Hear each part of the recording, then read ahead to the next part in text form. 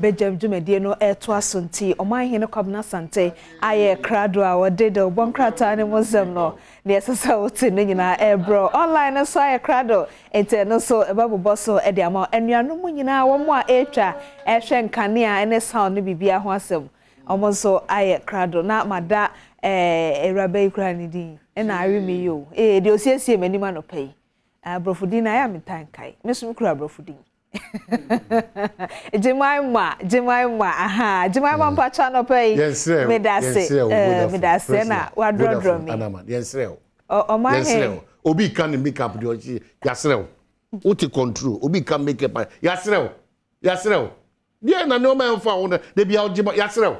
Okay, so on that note, no, on my head to who send a while far on one or tree in the when and or born in powder no CSC in the when it's your one casa than a horse. Tell my hey, Pachoya, that's so I was my hey, Priscilla. Walk of a special prosecutor. Maybe I'm a raising by Priscilla. Lawyer for the missing from sea train.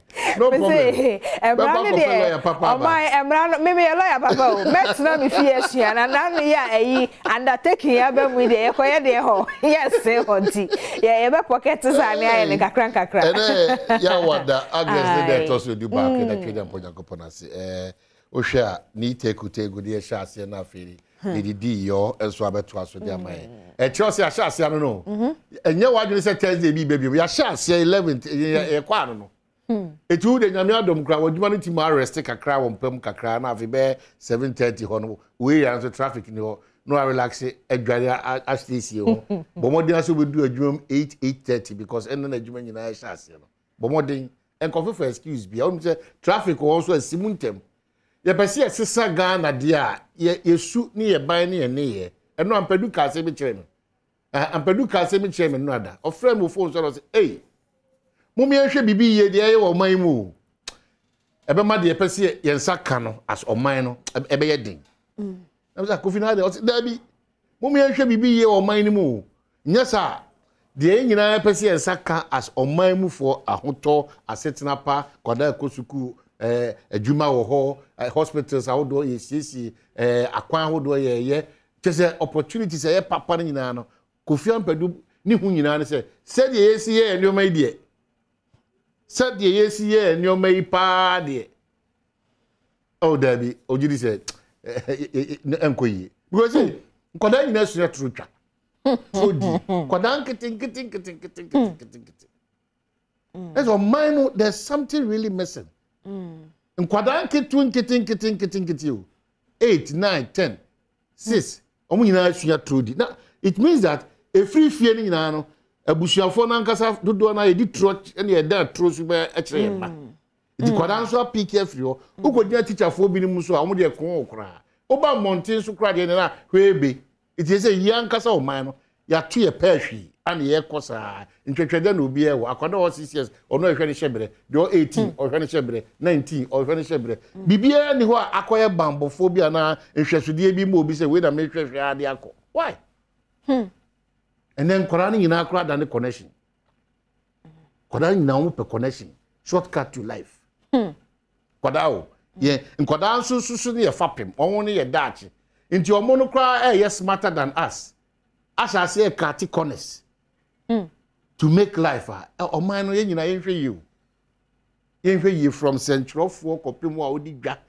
ye kase ye hwe yi a I am mpeje woni nkowe mampeyin empeje woni kura nko hesa political party no power na say e opposition na peje woni hwe wankasa ho ye si o man no ye hwe yi a me nkohwe ba bia me madwuma me ye no esinto ewo mu no e na mpadu bo me kokko no se hwe yi usu ye centroni a hwe yi se also we immigration ya hweye also your customs ni na se also di no kra na ya adwuma de a hweye o ankasa we policy ni hweye o because mine no yentimi sisa o mine esu aye da na di when na nim se free meresantin de bia da me twashe 1992 a policy for bi no mo gina kwancha jisika agia e be si na no prime minister o mguso oje when na nim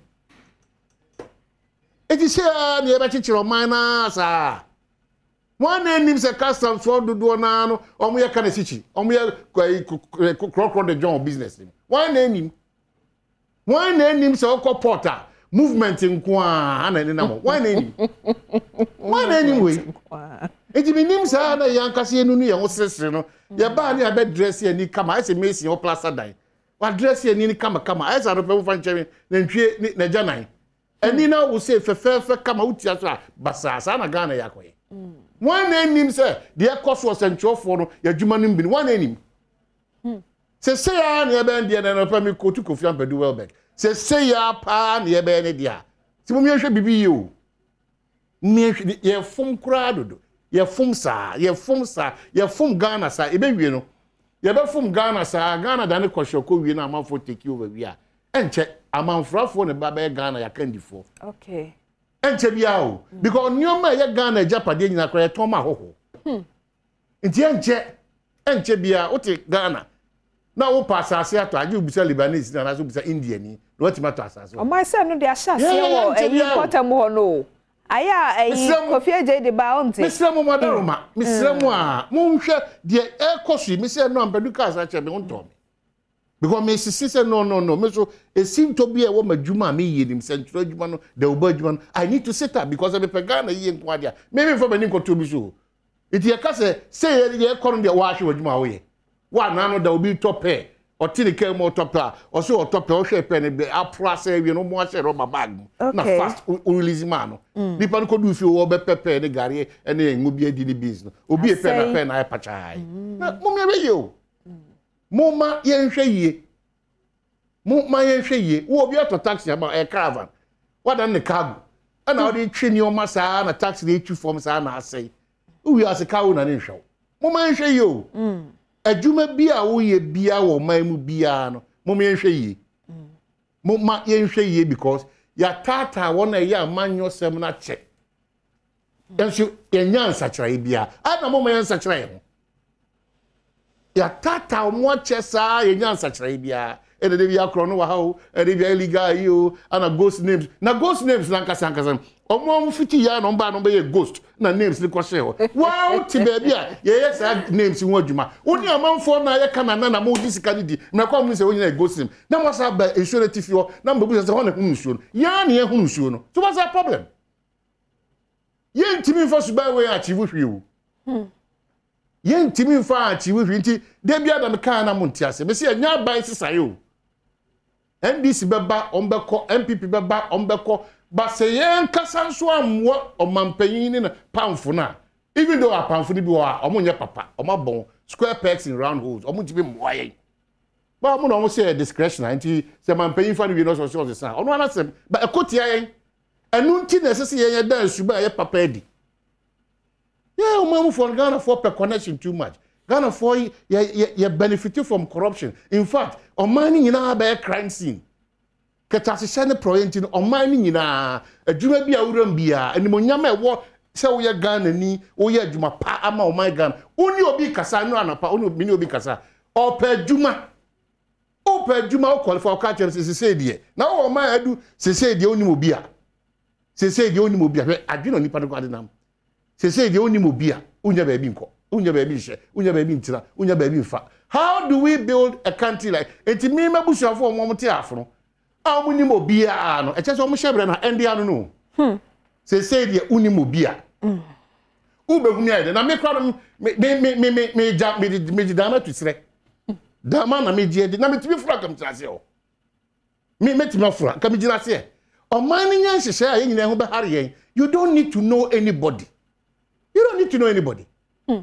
you don't need to know anybody who qualify person call customs person call immigration who person your opportunity be bank now who qualify kwa dia she say na the bank kura wo kokura ye jo kono iska na ye ma ko sa jika crash o e di asem kura ni who koji aban sika so akwaya aban adwuma so amano no nipa na o release sika na ma on asisi entua neka o sa jo commission e jo man na nkasa no adan sakawa bibia ye kana si chikuntuna se esuma si dwanko an yedi na odi suma si dwabia se ontimi mfa kane ani mfiri edua na se mesi proniti so because suma si dwane ye benefit obi a person dey search right back Ghana bia wo de kwan ya for si na no kwan ye send poto na nipa na tweno na afi ye dufudi pani akromfo na amimfo no ya be take over This country is just going down. The any man into atua.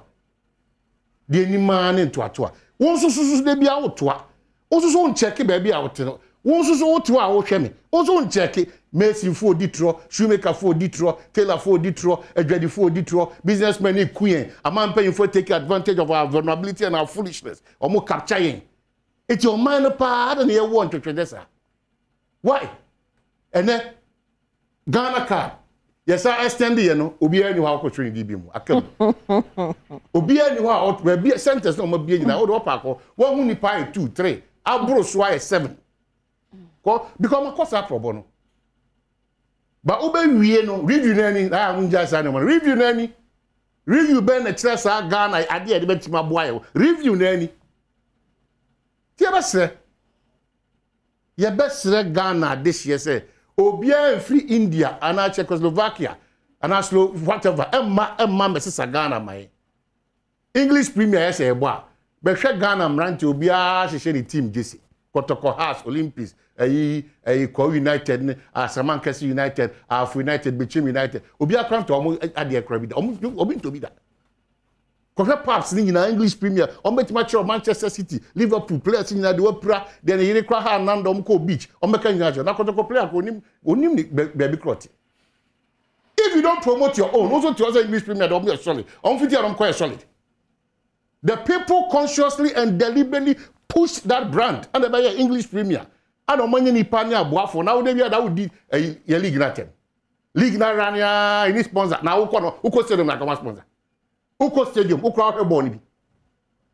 Ghana League na kasa de bia park no so empty. Now same time o de ma Liverpool ni Manchester fans here be bia e ma Ghana ha.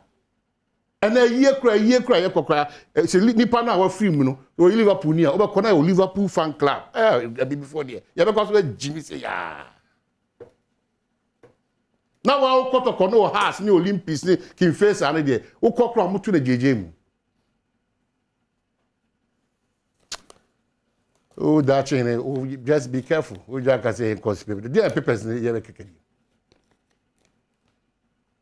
Di wo online afako. Okay, adomonline.com and hey. Now students use UV light to cheat in exams. KNUST research reveals inti asemi ekoko body o man he ken e de na no pepepe if you say yaye edufudi pefo akromfo ene emimfo Oma some men say na mafa feel de ni mo yaye akromfo edufudi pefo ene emimfo inti students use UV light to cheat in exams. Meanwhile Ebia tira bobom.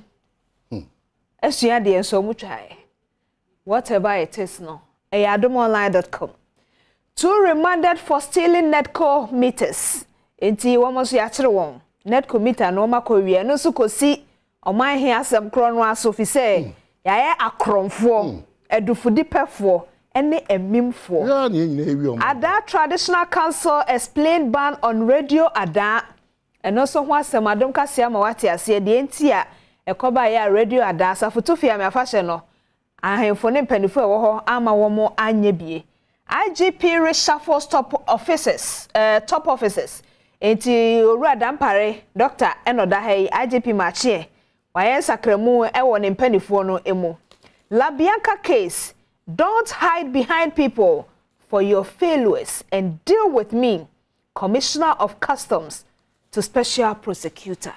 Enti adomonline.com ensema no pay Emma watching wa habi no ne nyina dodo no tofa bom no kowie se yaye akromfo edufudipefo ene emimfo Oma he kwabra sante adomonline.com. Okay, but that's the Ghanaian Times I'll say 1,251 vehicle owners land in trouble as DVLA sanctions them for various defects. President launches funds for legal aid, law reforms, and government receives large batch of $96 million agric machinery to boost production. Daily Graphic say, 2 funds to aid justice delivery. President government contribute 2.2 million Ghana cedi.